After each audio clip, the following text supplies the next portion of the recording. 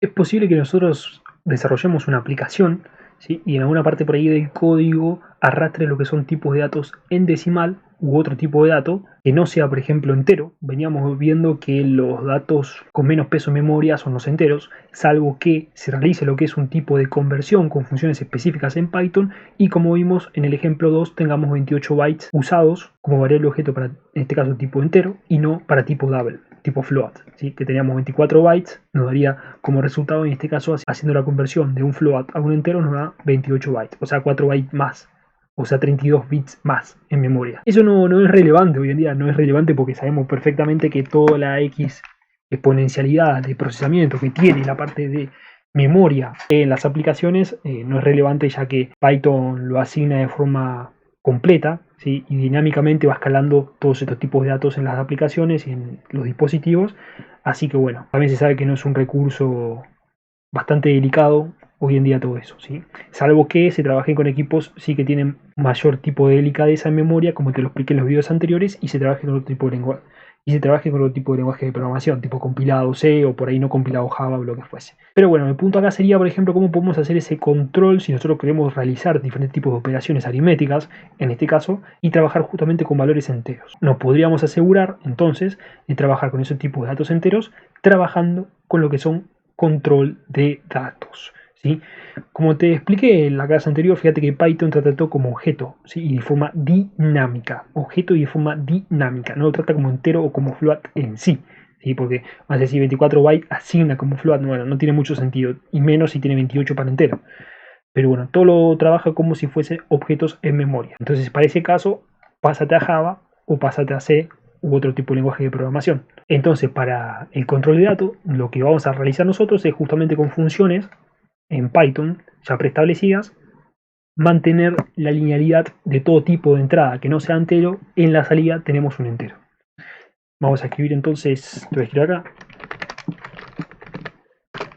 Si se usa las funciones digit o isNumeric, vamos a tener justamente el verificador para puntos y comas en decimales, pero no sería ideal porque vamos a trabajar con código orientado a objetos, ¿sí? Código PO, orientación a objetos. Entonces aislamos todo tipo de datos para trabajarlo de forma específica. Y también te voy a colocar todo lo que te dije recién, ¿sí? Ojo con Python que se trabaja con objetos. Entonces, claro, podríamos declarar una variable llamada número, que esta variable va a tener el valor, por ejemplo, en tipo doble, mejor porque estamos trabajando con enteros, porque queremos tener, mejor dicho, un entero en la salida. Entonces podríamos colocar, por ejemplo, 234.78, lo que vos quieras. Bien, vamos a utilizar los verificadores más sencillos que existen en programación, que son los if, ¿sí? Como tipo de variables booleanas, ¿sí? Que te dice si vos tenés cualquier tipo de entrada tal, compara con algo, y si esa comparación es verdadero, te va a dar un resultado o vas a hacer tal cosa. O si no llega a ser así, no haces tal cosa. Entonces para eso, if, ¿sí? Dentro del if, sea todo tipo de comparación que nosotros vamos a realizar, ¿qué nos va a devolver en la salida? Bueno, nos va a devolver, por ejemplo, un output, ¿sí? Un print, que nos diga que, por ejemplo, el número es entero. Perfecto, el número es entero. Y nos va a imprimir justamente ese número. Acordate los saltos en línea barra invertida n. Número, dos puntos, y concatenamos con el número, ¿sí? Que sería la variable de entrada, 234.78.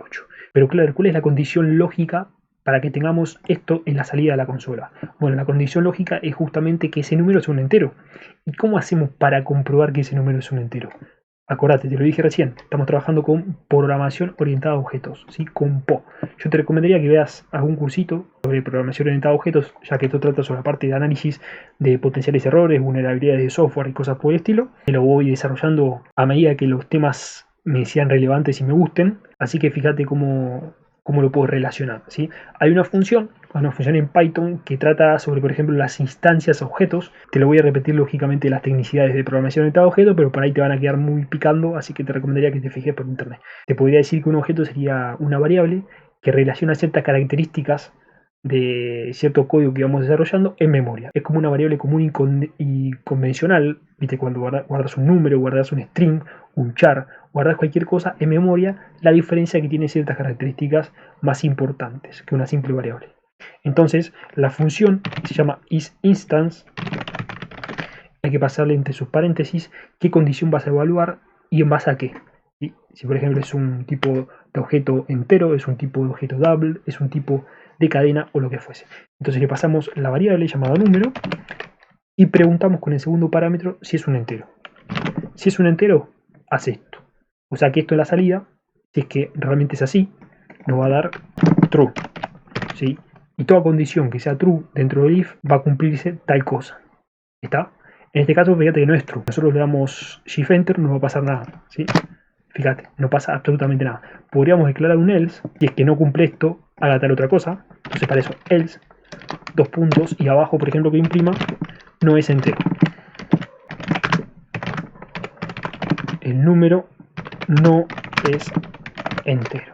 Podríamos concatenar, por ejemplo, el número tal. Perfecto, ahí va. Colocamos número, no es entero. Los espacios automáticamente le asigna Python, así que no hace falta. Shift Enter y fíjate que dice el número este no es entero. Si lo pasamos a número entero, por ejemplo 234, recortamos la parte fraccionaria, Shift Enter nos dice que el número es entero y nos dice el número 234. Eso es una simple verificación para saber si el número es entero o no es entero. Y lo que podríamos hacer desarrollando un poco más el código, sería convertir ese número, si no es entero, a entero. Así que la importancia de entender cómo funciona cada cosa, cómo la podemos tratar, es realmente importante, ¿sí? Podríamos tener otro tipo de datos, por ejemplo, números complejos, por ejemplo, cadenas, por ejemplo, chars y otras cosas más. Y de la misma forma que nosotros lo hicimos acá, fíjate, comprobamos si es instancia de un objeto tipo entero, podemos comprobar si es instancia de tipo complejo, podemos probar si es instancia de tipo string, si es instancia de tipo double, etcétera, etcétera.